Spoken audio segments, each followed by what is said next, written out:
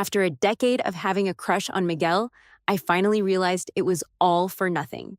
I let go of him, sent back the presents he had given me, and turned down every invite he threw my way. A month. Then 2 months slipped by without me showing up around him, until a buddy of mine posted a pic. In the low light, a pale hand was resting on the slim side of a guy's waist, right where his fingers touched, and there was my name tattooed. The sexual vibes were off the charts. Miguel couldn't handle it anymore and decided to make up, only to catch me in the arms of another dude. We were kissing so hard I almost lost it, and the guy shot him a look and said, "What's up? Got a thing for watching others make out?" When Miguel saw that my phone's wallpaper was his pic, he gave me a half smile and asked, "Do you like me? Are you for real?" I bit my lip, blushing, and nodded. He was leaning by the window in the hallway, neon lights throwing shadows on his face, making him look kinda blurry. "But Emily, you're not my type. I always saw you as a little sister." Sister? For a sec, I thought I heard wrong. How could I be his sister? Miguel had always been there for me. So close that whenever I turned around, he was right there. When the stress of the college entrance exams made me break out, he personally put together a meal plan, tutored me, even tagged along to the exam. When I got robbed abroad and cried a tear, he flew over on his private jet. "Why are you crying? You've got your brother's shoulder to lean on." When one of his business partners started hitting on me, he politely killed the deal and then ruined the guy's business. "I can't even say something harsh to you. How dare he treat you like that?" When I threw a fit with my family because I didn't want to take over the family business, he stood up in front of everyone and pulled me aside. "Protecting me. What are you scared of? If she doesn't want anything in the future, I'll take care of her." His favoritism was just for me. Isn't this love? Would a brother really act like this toward his sister? But I wasn't about to give up. "I don't want to be your sister," I told him. Miguel lit a cigarette and sighed. "Emily, let's keep things the way they are." He blew out smoke slowly. I sniffled and coughed, and he quickly stomped out the cigarette, looking down at me.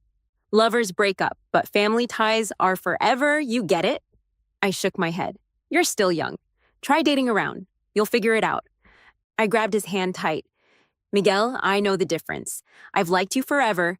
I don't want to be your sister. I want to be your girlfriend. Can't you give me a chance?" I was all in, risking my pride.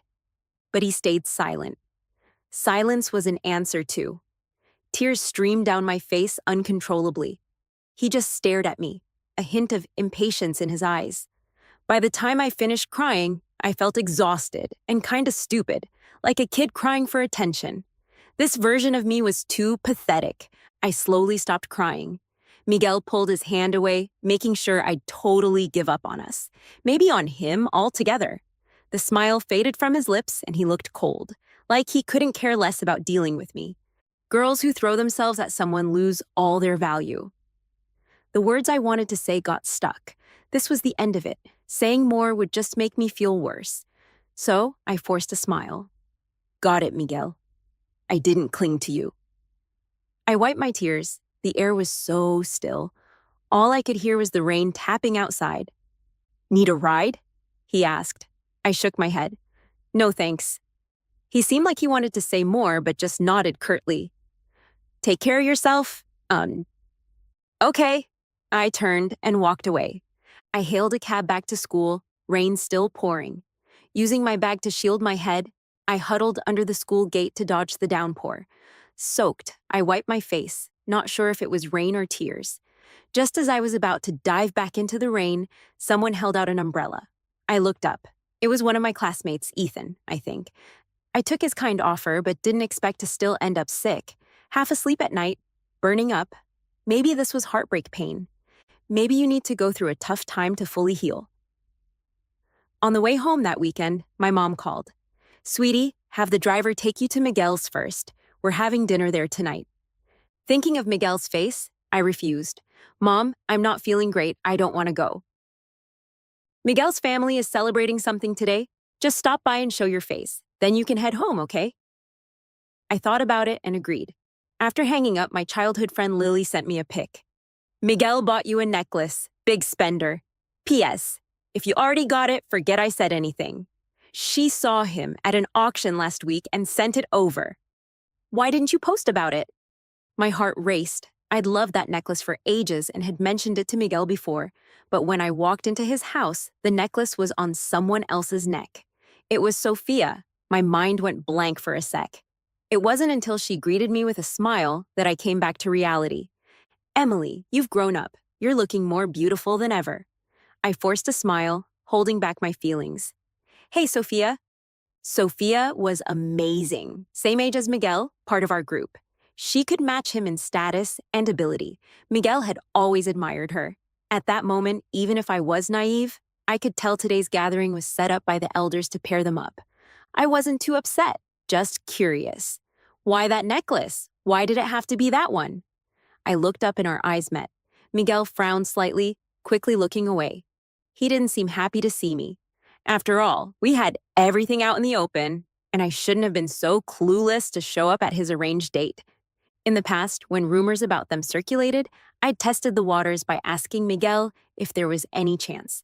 He said he and Sophia were alike, both strong-willed, making them good business partners. Back then, I foolishly thought my softer personality balanced it out. Total wishful thinking. I didn't stay till the end. Later, I told Lily the necklace wasn't for me. And after finding out about my feelings, he rejected me. I started packing away Miguel's gifts. On a video call, Lily chatted on. He rejected you? Oh, come on. No way. He said he sees me as a sister and doesn't want to cross that line. The box I was holding had a gift Miguel brought back from Pakistan. He'd gone there for business and stayed an extra day just to get something for me, but he got caught in a terrorist attack. During our video call, stray bullets exploded behind him, cutting the connection. I didn't sleep that night, pillows soaked with tears, ready to fly out and find him. But the next day, he showed up with that gift in hand. He still had a wound on his forehead. When he saw my swollen, tear-streaked eyes, he gently rubbed my cheek. I'm not dead yet. See? I came back safe. I threw myself into his arms, unable to calm down for a while. Sister? That's ridiculous. Does Miguel really think that? We grew up together, and look how differently he treats me compared to others. Back then, I thought it was his favoritism, a little romantic secret between us. But now, I don't think so anymore. To Miguel, I was a sister, a relative, part of his family, but never his lover. Feeling a bit suffocated, I walked out to the balcony. That's when I saw Miguel in his garden, standing under the big tree on the ground floor. Miguel and Sophia were standing super close, almost like they were kissing.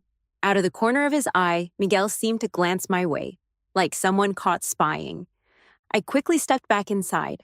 Suddenly, everything felt pointless.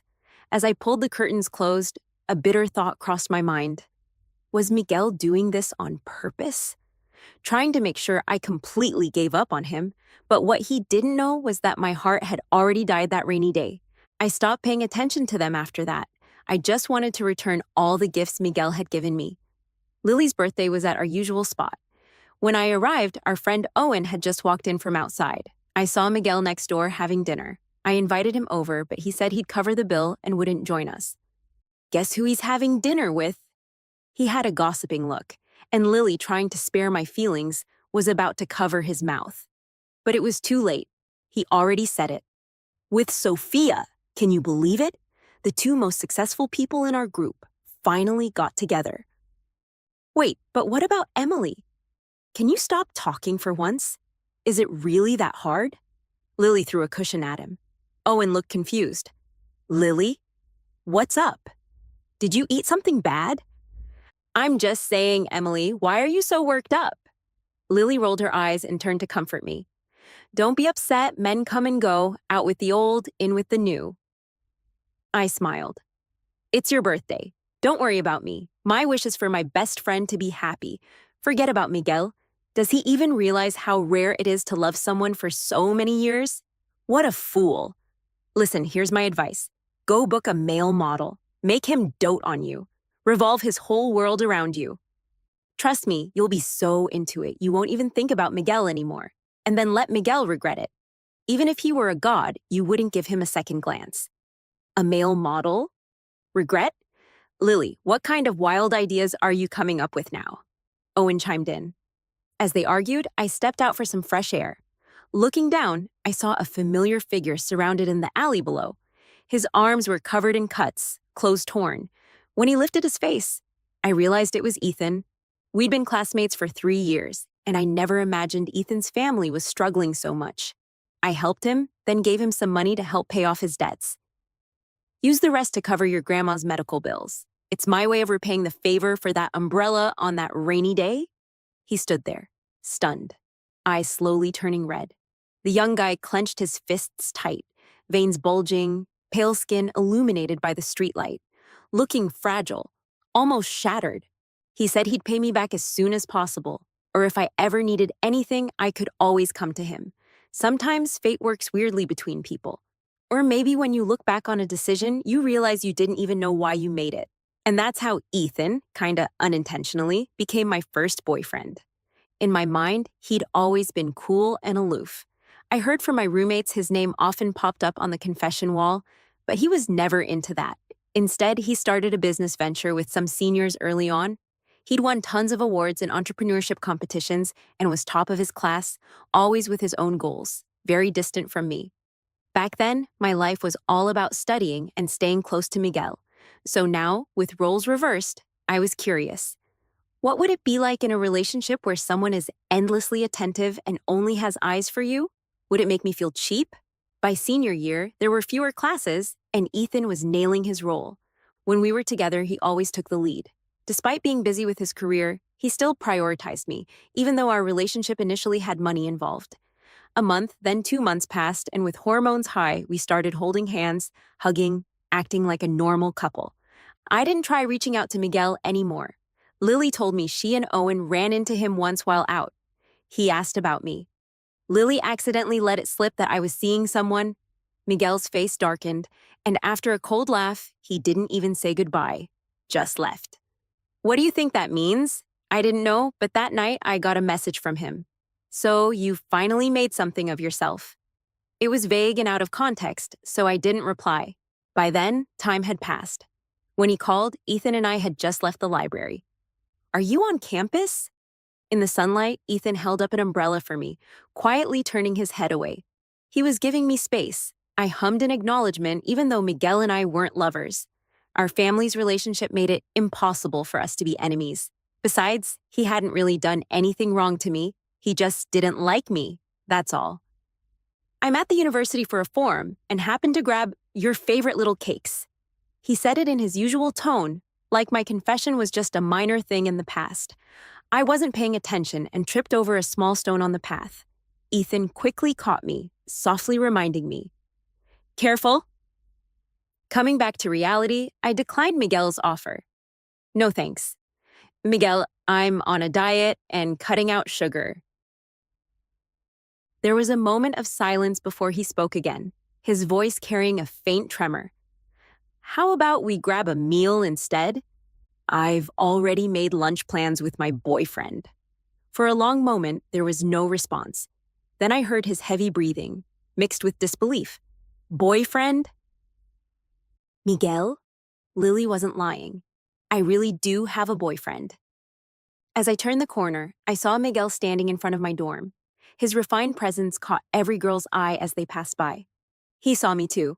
He walked toward me with long strides. I hung up the phone, pursed my lips, and greeted him. Miguel. Emily, aren't you going to introduce us? Was it just me? Or did he sound like he had a hint of gritted teeth? Before I could answer, Ethan linked his fingers with mine, holding my hand firmly, trying to make me part of him with his usual politeness and gentle tone. Hey, I'm Ethan. Miguel's expression stayed cold as he looked at Ethan, even though the bag of desserts in his hand was now crushed and misshapen. He shifted his gaze to me, raising an eyebrow. Why don't you tell him who I am? So, for a moment, I was totally confused. What did that mean? Feeling uncomfortable under his intense stare, I reluctantly turned to Ethan. This is my neighbor, Miguel. As soon as I said it, the bag slipped from Miguel's hand, and the dessert scattered on the ground. I heard Miguel's strained voice. Neighbor? Something I said must have hurt him. That day, Miguel gave me a look I'd never seen before, unfamiliar and pained. before walking away looking utterly lost. The northern weather turned cold quickly, and this year, the snow came early. Lily invited me to go skiing, and I brought Ethan along. On the bus ride up the mountain, Ethan handed me a warm pack.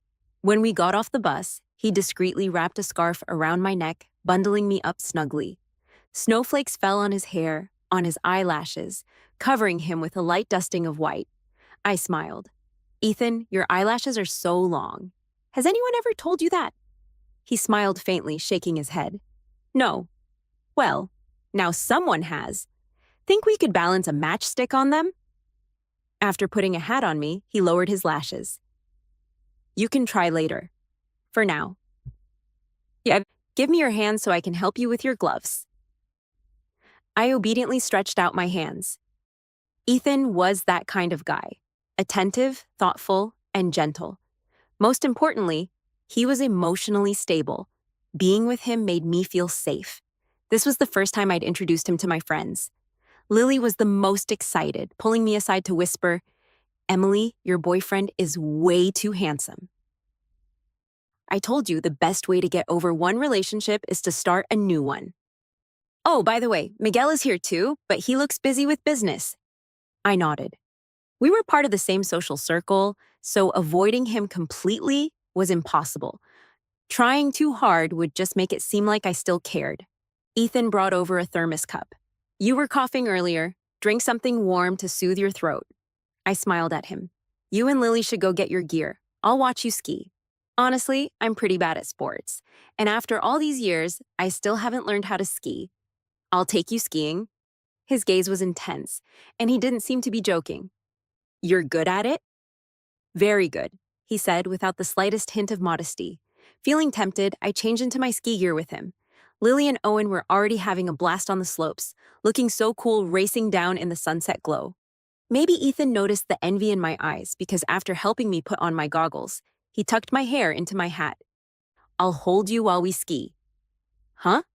Ethan had already adjusted his gear and held out his hand to me, dressed in black ski clothes. His 6'2" frame looked even taller. Before I realized it, I was clinging to him, holding on tight around his neck. Ethan, I'm heavy. You're not. You should eat more. Ethan, are you sure about this? Trust me. He lifted me by my legs, and we were so close that the only sound I could hear was our mingling breaths. Owen and Lily whistled at us. For some reason, my face started to heat up. Are you ready? Ethan's low, gentle voice sounded in my ear. Yes. Then let's go.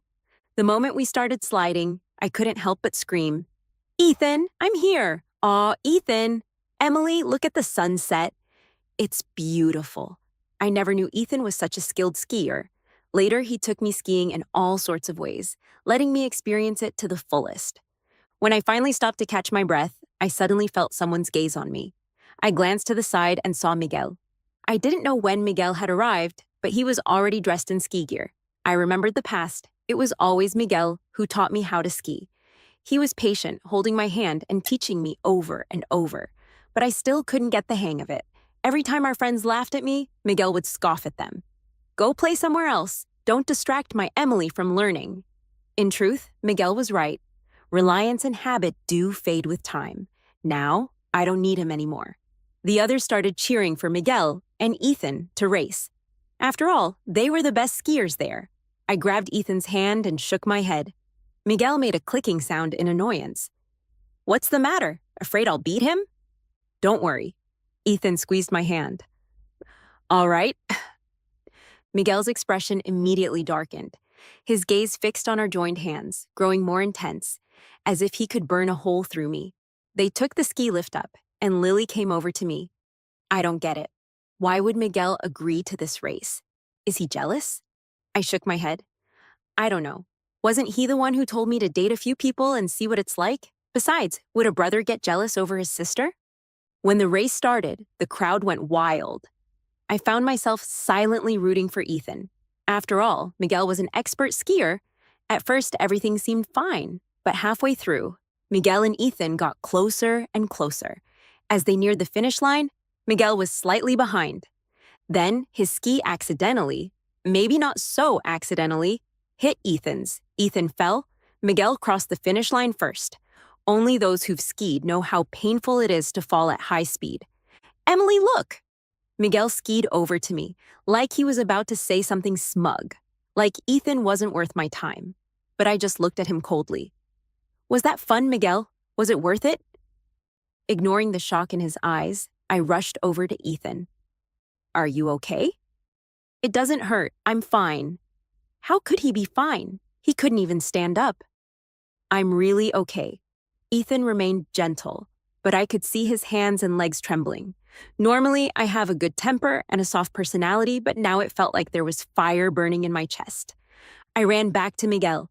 Apologized to him. Him? Miguel looked like he'd just heard the craziest thing.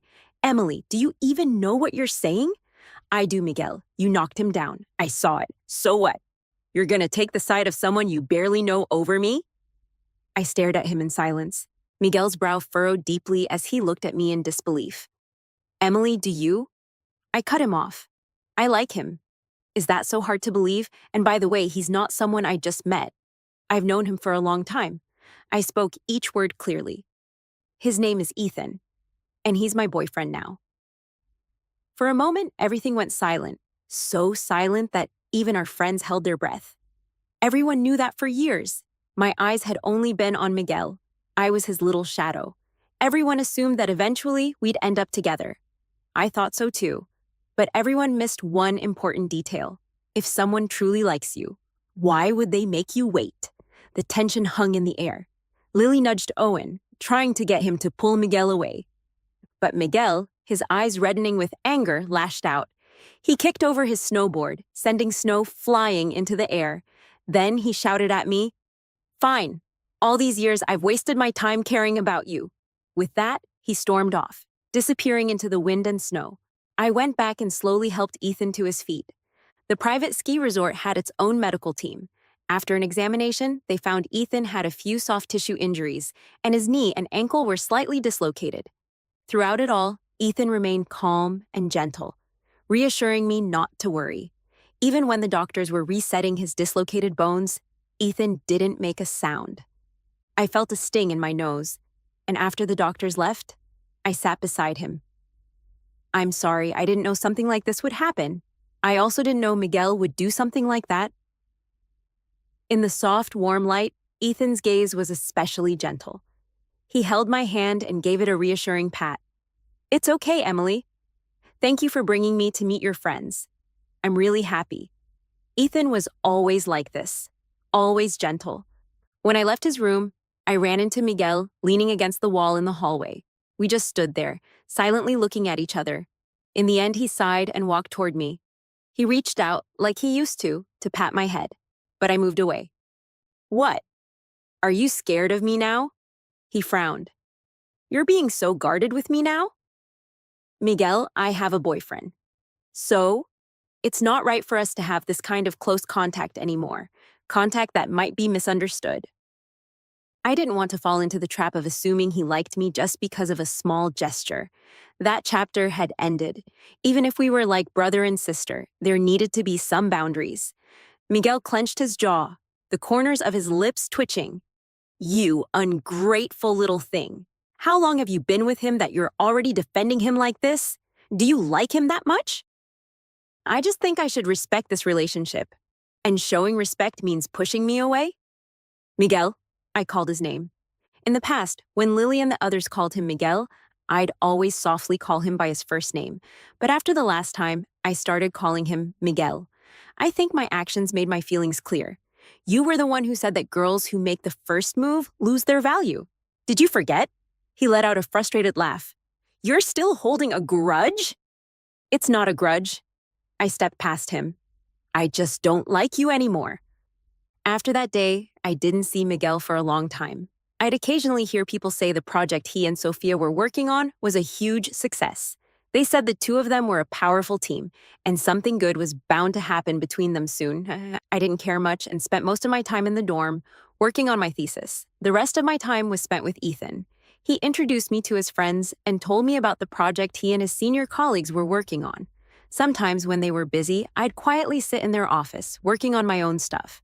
He'd occasionally bring me a blanket to keep warm or prepare some snacks for me. During meetings, if I so much as coughed, he'd discreetly hand me honey water, then continue with the meeting. It seemed like he never refused any request I made. I became immersed in his warmth, and gradually I understood what Lily meant when she said, "When you're surrounded by love, you don't think about anything else." The day before New Year's, Ethan gave me a gift. It was a necklace, though it couldn't compare to the one I had before. I knew it was the best he could afford at the moment. He also handed me a bank card. "What's this?" "There's 500,000 in it. I'm repaying part of the money I owe you." I was shocked. "Ethan, where did you get so much money?" Meeting my gaze, he slipped the card into my bag. The game we released blew up after we advertised it on social media. This is part of the profit. I knew about the project they were working on, but I hadn't expected such a small game to bring in so much money. "There's no rush," I said. "That money is just the cost of a bag. I want you to keep investing in your business." As if he knew what I was thinking, he smiled. "I've kept enough for myself. Don't worry about me. My grandma is being well taken care of too." I accepted his repayment. But suddenly, I had a thought. Since our relationship started because of money, would it end once he finished paying me back? "Come on, girl. Don't tell me you've really fallen for Ethan." I thought about it. Lily shook my shoulders. "Really?" I thought again. Liking someone didn't seem so hard. So I nodded.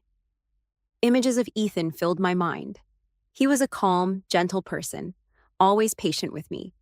Aside from his startup friends, there were no other girls around him, and he always kept a respectful distance from others. I'd heard my roommates describe him as a high mountain flower. I used to think he must be cold and hard to approach, but once I got to know him, I realized he had a warmer side too. In empty corridors or the garden with swaying tree shadows, Ethan would often hold me so tightly it felt like I could barely breathe. But we'd never kissed. "What did you say? You two have been dating for almost 6 months and still haven't kissed? Is he, like, not capable?" "That's not it, I guess. It just seemed like he respected me." Lily quickly returned to a serious expression. "Okay, enough of that, Emily. You have to understand the gap between your families, not to mention the fact that your relationship started off, well, kind of complicated. Look at the stories in the news. Men from modest backgrounds, marrying rich girls, then walking away with half their fortune. It's fun for now, but before graduation, I think you should break up. Don't get too deep into this. If you really like this type, you can always find someone else to take care of later." I wanted to argue, but then I realized Miguel had appeared behind us, and maybe it was my imagination, but I thought I saw the corner of his lips curl into a smirk. What was he smiling about? As soon as I got home for New Year's, my mom dragged me next door. In the past, both families always spent holidays together. "Your Miguel is sick, running a fever. Go upstairs and bring him some water while I help your aunt." I was pushed toward the staircase, holding a glass of water. But I had just seen him last night, and he seemed perfectly fine. How could he be sick all of a sudden? When I knocked and entered his room, Miguel was lying in bed with a fever patch on his forehead, looking pale. It seemed like he really was sick. I walked over and called his name, Miguel. He raised his hand, and I quickly passed him the water. "Are you feeling any better?" His fingers brushed mine, and his temperature was indeed high. Startled, I quickly let go of the cup, lowering my eyes. I noticed he seemed a bit unhappy. Still, he pointed to the table. "I got you a gift. You really don't have to, Emily." His tone grew more serious. Suddenly, he started coughing. I reached out to pat his back. He grabbed my hand. "Since when do you refuse a gift from your brother?" I sighed internally. Miguel used to give me gifts on every occasion, big or small, but now? "No, but what? Now that you have a boyfriend, you're ditching your brother too?" He kept emphasizing the word brother. It made me wonder if I was overthinking things again. "Okay, thanks, Miguel. How have you been lately?" he asked. Just as my phone rang, it was Ethan calling. I turned to take the call. "Ethan, do you have time this afternoon?" The stray cat we rescued finally found a home. Since our family lunch is only at noon, I said I had time. Ethan said he'd take me out to dinner that evening, and I agreed.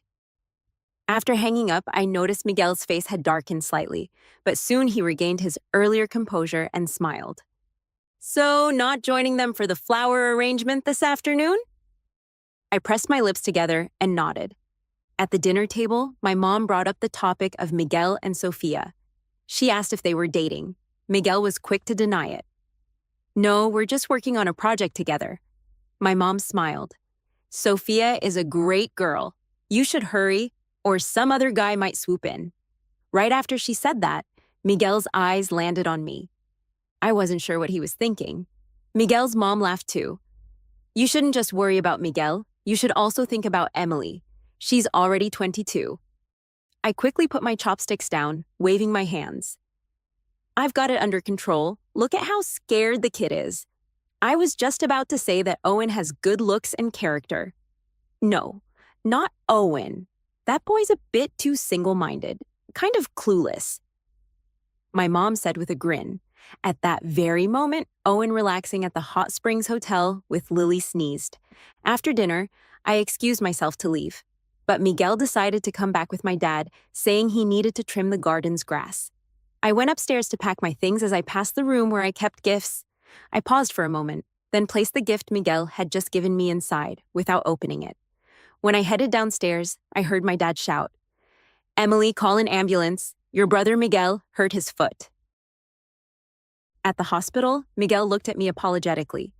"It's been too long since I last used that machine." Busy. I glanced at his bandaged foot, not knowing what to say.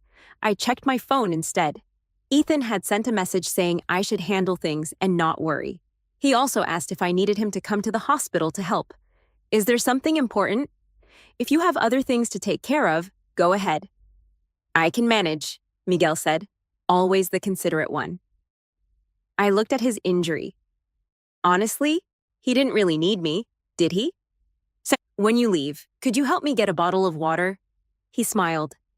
"I might have trouble moving around later. There's still some work I didn't finish, and I forgot my laptop. Emily, could you bring it for me?" My mom called, reminding me to take good care of Miguel since he got hurt helping my dad. But something just didn't feel right. Why was everything so convenient? "Miguel, did you do this on purpose? Did you purposely make sure I wouldn't leave your sight today?" Miguel froze. He hadn't expected me to call him out like that. But as calm as ever, he curled his lips into a smile. "Is that really what you think of me? It's hard not to think that way. And what exactly would I gain from doing that?" I was left speechless, trapped in the same old knot. "I treat you like a sister. I don't like you that way. So what would be my reason for doing this?" My mind was muddled, and I forced a smile. "I'll call a servant to bring you your laptop and hire a caregiver so it'll be easier for you to manage trips to the bathroom. Miguel, I've got plans with my boyfriend. I'm leaving now." As soon as I closed the door, I thought I heard something shatter behind me. Days passed by, one after another. Miguel and I both tacitly agreed not to mention what happened that day. Ethan mentioned they'd likely spend the new year at the office. They had a new project they were rushing to launch before the holiday. At the same time, they were still working on a game they'd started a year ago. It was an O-tone game, and Ethan was the lead planner. I laughed. "Ethan, no wonder you're so good to your girlfriend." "It's because you've studied what girls want, right?" He laughed too. "Well, does my girlfriend have any interest in helping us spot areas for improvement?" For some of the character settings, we're working off pure imagination and research. So during that time, I became a hired consultant, helping them refine the plot lines. I soon realized that this project had a lot of potential. So, in a bold move, I said I wanted to invest in them. Ethan disagreed. It was the first time he had ever refused me. Why? If I invested in them, they'd have the funds to speed up the development. "Emily, I'm already so grateful to you. When I was at my lowest, you helped me. You saved me from being crushed by life, allowed me to keep my family, to keep studying, and to keep pursuing my startup. I've climbed out of that difficult time, and my life is steadily improving. I have you now, and I treasure our days together. I don't want you to give any more for my sake. You took the first step. Now let me walk the rest of the way towards you. Step by step, okay?" Oh, it was the first time I'd ever heard him say so much about us. My heart felt warm, but I was still stubborn. "Ethan, I'm betting you'll prove me right. I'm betting my investment will pay off." And so, I signed the investment agreement and took a 10% share in their company. On the day school let out for winter break, Lily suggested we all go get tattoos. I refused. I'm scared of the pain. I don't want one. She turned her gaze to Owen. Owen glanced over at Ethan. In the end, neither Lily nor I got a tattoo, but Owen and Ethan ended up lying on the tattoo beds. Owen let out squeals like a pig. Lily breathed a sigh of relief. Good thing I listened to you and didn't get one. Otherwise, it'd have been me in pain. Owen, so? When the tattoo artist came out, I finally saw what Ethan had gotten. He had tattooed my name on his side. The skin around the tattoo was still slightly red. Without thinking, I reached out to touch it. The moment my fingertips brushed against his lean waist, Lily, quick as lightning, snapped a picture. TSK, TSK, TSK, full of sexual tension. I quickly tried to pull my hand back, but Ethan caught my fingers, giving me a slightly possessive look. A tingling sensation shot through my entire body. On the other side, Owen shouted, Lily, you traitor! Why aren't you paying attention to me? I'm dying from the pain. Lily posted the picture on her social media. A lot of friends commented below it. I received a private message from Miguel. It was just a question mark. I didn't reply because Lily and I were already on a plane for our trip. A week later, I returned and dove headfirst back into game development. After all, I'd invested in it. By the time I went back home again, it was already New Year's Eve. I quickly finished dinner and escaped back to my room under Miguel's murderous gaze. I started working on my study abroad applications on my computer. Yes, that had always been the plan. In the past, I didn't want to take over the family business because I was too young and immature. But after spending time with Ethan and seeing how he and his team worked passionately toward their goals, I felt inspired. I wanted to become an accomplished adult too, maybe noticing that I wasn't planning to come back downstairs. My mom called me, but it was Miguel's voice I heard on the other end. Are you avoiding me? I hesitated. Since our last unpleasant conversation, we hadn't spoken for a while. I stared at my computer and slowly replied, No, on my tablet. Ethan's message popped up. I'm at my senior's place. I'll be done by 8 p.m. Do you have any plans later? I turned on speaker mode so I could free my hands to reply. No plans. I'll come pick you up later. Then, maybe Miguel had heard the notification sound. Texting your boyfriend again? I gave a nonchalant hum in response. Miguel, you guys have fun. I won't be joining. Happy New Year. You don't want this year's gift either? I paused. For as long as I could remember, every New Year's Eve after dinner, I'd spend the night with Miguel and his friends. We'd set off fireworks and stay up late, exchanging New Year's gifts. And every year, I'd leave a little piece of my youthful affection in the gifts I gave him. But now, it didn't seem necessary. It felt too ambiguous, and I didn't like ambiguity. So, I gripped the phone tightly and slowly said, Thank you, Miguel, but I'm 22 now, not a kid anymore. I don't need the gift. I could hear his friends' voices in the background. What's wrong? Little Emily isn't coming.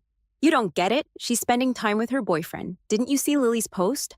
Oh, almost 30, and I still don't understand these young people. I heard something drop to the floor. Miguel, the gift you were going to give Emily just fell. I couldn't see Miguel's expression, but I could sense the atmosphere was heavy. So I said, I'm going to hang up now. Have fun. After hanging up, I replied to Ethan's message. What's the plan? He responded almost immediately. Taking you to the outskirts to set off fireworks. Can you come out? I can. I rushed to my room to change. And of course, I prepared the New Year's gift I had for Ethan. He'd always been the one giving. Today, I wanted to let him know he was getting something too. Brilliant and magnificent fireworks lit up the sky. It felt like a spectacular confession. Such a beautiful scene, perfect for a kiss. Ethan pulled me closer by the waist. His gentle, tender kisses slowly spread downward. Two clumsy people, kissing for the first time, our teeth occasionally bumping into each other. Ethan started off soft, but soon it felt like he was about to lose control. He held the back of my head, his other hand gripping my waist, pressing me tightly against his chest. Our heartbeats synced, almost thumping out of our chests. His kisses became domineering, intense, making me almost lose my balance. I had to cling to his neck for support. I could feel the surge of hormones sweeping through us. Then suddenly, a sharp ringtone broke the moment. Ethan and I stopped and turned. Standing in the shadows was Miguel, his expression dark and unreadable. Ethan placed a protective hand on my head, pulling me into his embrace, usually so gentle and calm. This was the first time I'd ever seen Ethan angry. He raised an eyebrow at Miguel. "What's the matter? Do you have a habit of spying on people?" For some reason, Miguel looked like a ticking time bomb, ready to explode. His breathing was heavy, as if trying to calm down on the brink of losing control. He reached out his hand toward me. "Emily, come here." I didn't move. His jaw clenched, and there was a brewing storm in his eyes. "Are you gonna come over yourself? Or do I need to carry you? Or maybe you'd prefer your parents finding out what you're up to right now?" I stared at him silently. "Miguel, are you threatening me? Kissing my boyfriend, isn't that normal?" He slowly closed his eyes. When he opened them again, he stormed toward us. And then, without warning, he punched Ethan in the face. They had a fight, my parents found out about my relationship, and put me under house arrest. I protested, but it was useless. "You don't even know him. Why are you dismissing him? He's an amazing person." My dad said, "Emily, don't try to make a mistake. The gap between you two is too wide. It won't work." My mom added, "This is your first relationship, and I get how you feel. But Emily, you're my only daughter. I just want to see you with someone we know well." Miguel said, "You two come from different worlds." I sneered. "Miguel, are you happy now? Is this the result you were hoping for?" "I'm doing this for your sake." "I don't need it. I'm an adult now. I can make my own decisions." He remained extremely patient, though a hint of obsession flickered in his eyes. "Don't you understand? If it weren't for the money between you two, you wouldn't be with him. You wouldn't have crossed paths." At that moment, I was certain the last incident had been deliberate on his part. "So, what?" Miguel reached out to touch my face. "So, break up with him, and then we can be together." "Weren't you the one who used to cling to me all the time?" I slapped his hand away. "Did you forget how you rejected me? You said I wasn't your type." "Yes," he replied without hesitation. "I regret it. I don't want to see you with someone else. I love you." I threw all the gifts he'd ever given me into their garden. Then I laughed. "You know, Miguel, I don't quite understand. If you really loved me, how could you have rejected me? You only feel regret because the girl who used to follow you around has disappeared.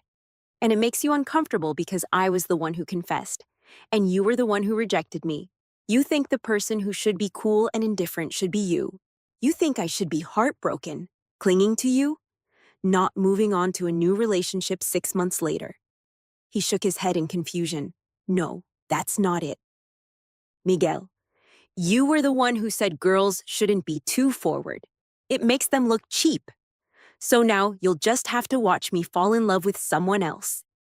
When Sophia came to see me, I was quite surprised. I'd only met Miguel a few times. We weren't actually together. If there had been any feelings between us, we'd have gotten together long ago.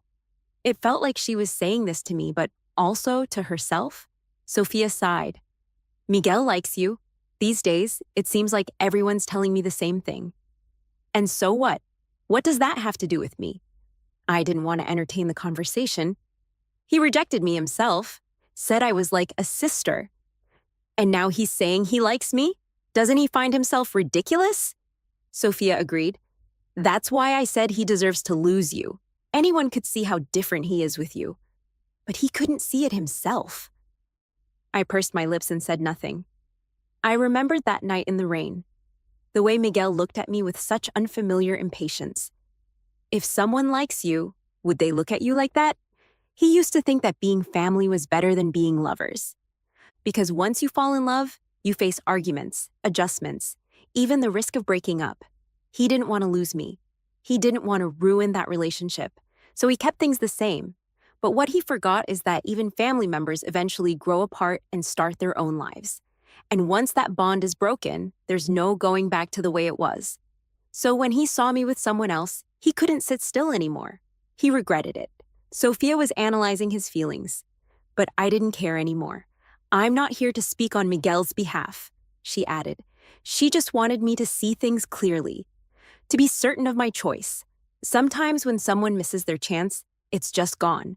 But what you have now, that's what's most precious, isn't it? In life, if you don't take a chance, that's what you'll regret. Emily, don't be like me. As she left, she handed me a letter.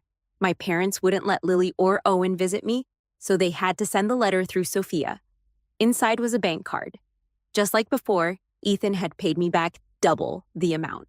Emily, I've been very happy during the time we've been together, but I also understand the gap between us. My family, my career, and the eyes of the world. None of it matches you. At first, I thought maybe you were just playing with me or using me to make someone else jealous. And I accepted that because I couldn't refuse you. I've liked you for many years. You're such an amazing, adorable girl. Who wouldn't like you? Emily, thank you for giving me this opportunity, not only for saving me from a tough situation, but also for fulfilling my wish to be with you. Emily, I love you, and I want you to be happy. Please don't fight for me, okay? If one day I'm worthy of you, I'll come back for you. If you choose someone else, I'll still wish you the best because you deserve the best. I was sent abroad earlier than planned, as everyone had hoped. I didn't contact Ethan again, so I regained my freedom. Miguel would fly out to see me every week, traveling across great distances just to be with me, like countless times before. He cooked for me, watched TV with me, and prepared everything I needed. But inside, I no longer felt anything. I silently accepted it all because fighting back wouldn't bring me any benefits. Day after day, I threw myself into studying as if my life depended on it. I thought if I became strong enough one day, then I would have the right to choose. So I began to engage with the family business. I put away all my distractions and worked hard to become better. My parents were pleased, saying I had finally matured. Miguel was happy too, saying we had plenty of time ahead of us. Everyone seemed happy, so why wasn't I? I would only think of Ethan when I was exhausted from studying. He used to help me highlight key points, hand me a glass of water when I coughed, and let me sleep in his arms when I was tired. Whenever I looked at him, the love in his eyes was always there for me. Unconditionally, I sniffed. I took out my phone, staring at Lily's social media feed. Would he remove my name from his skin? Now that he had repaid all the money, would he forget me? By the second year, I had fully grasped the intricacies of the family business. I had also taken over the operations of the company's overseas branch, achieving excellent results. Sophia, along with Lily and Owen, came to celebrate with me. Congratulations on the birth of our new boss lady. I grinned widely. Congrats to me for becoming the next Sophia. That night, we talked and talked, covering so many topics. When we got drunk, Lily said, Ethan's team launched several small game apps, and they all went viral. Their small company now has hundreds of employees. The female-oriented game they launched last week topped the charts. He's amazing. The air suddenly became still. Ethan? It had been so long since I'd heard his name. Hearing it made my heart race. I turned my head slightly, and Owen quickly covered Lily's mouth. Come on, Emily. Let me toast to you. That night, when everything was coming to an end, Miguel arrived. Sitting on the bench outside the apartment building, I told him, Miguel, I don't like you anymore, no matter how many years you've been in my life. I still don't like you anymore. Miguel froze. You still haven't forgiven me, have you? I've forgiven you, but I don't like you anymore. I once thought I'd like you for a lifetime. But look, people change. Is it because you haven't forgotten him? We've grown up together with over 20 years of feelings. Doesn't that compare to the 6 months you spent with him? His eyes reddened as he questioned me. Timing in life is so important, whether too early or too late. It affects choices and outcomes. I shook my head. Miguel, you can't compare the two, and it's not even comparable. Sophia once said, sometimes when something is missed, it's missed for good. Let's part on good terms. You can still be my brother, but I don't want to be your brother anymore. A tear quietly fell down his cheek. It was like returning to the beginning of the story. Only the roles had been reversed. Miguel, I have someone else in my heart. There's no place for anyone else. Go home. Please don't come looking for me anymore. I stood up and went upstairs without looking back. In the 3rd year, I completed my studies, and the business of the overseas branches was thriving. I had also become the topic of praise among parents in our circle. For 3 years, I didn't go back. When Lily came to help me pack my things, she asked, Are you still thinking about Ethan? I didn't answer. Have you seen him? I shook my head. When I left, my phone was taken away, and I got a new phone and a new number, with my parents and Miguel keeping an eye on me. I had no way of contacting him. The only news I had about him came from the media or from Lily. Lily pulled out her phone, opened her gallery, and handed it to me. Every month he comes here, even I didn't know. I was completely shocked. Why was I only finding out now? It was because of a post on a popular social platform from another international student. They mentioned frequently seeing a handsome man outside our school, as if he were looking for someone or maybe just there to check things out. Many people commented, sharing photos, saying they had seen him too at various times over the years. He was always alone. When all the details were pieced together, they said he had been coming for 3 years, never failing, but had never found the person he was waiting for. I covered my face, and the tears started to flow. As soon as I got off the plane, a notification popped up on my phone. It showed that a large sum of money had been deposited into my bank account. When I saw the company name that made the payment, I realized it. It was from Ethan's company, the one I had invested in years ago. I heard the game they released grossed over $100 million in just 1 week after launch. It became incredibly popular. His achievements over these past few years made him a rising star, a hotshot young elite. He's always been capable, and I knew it. He didn't let me down. So, is this my share of the profit? At the same time, an unknown number appeared on my screen. For some reason, I had a strong feeling. It was him. My heart raced, and I answered the call. On the other end was Ethan's warm voice. Emily, I've come to find you. If one day I'm worthy of you, I'll come back for you. Do you remember the bet we made 3 years ago? Ethan, I bet on you making me win. Bet that my investment would pay off. His voice was clear and deep, pleasing to the ear, and over the past 3 years, all the letters I never sent. Would you like to see them? All of them were addressed to me. Turn around.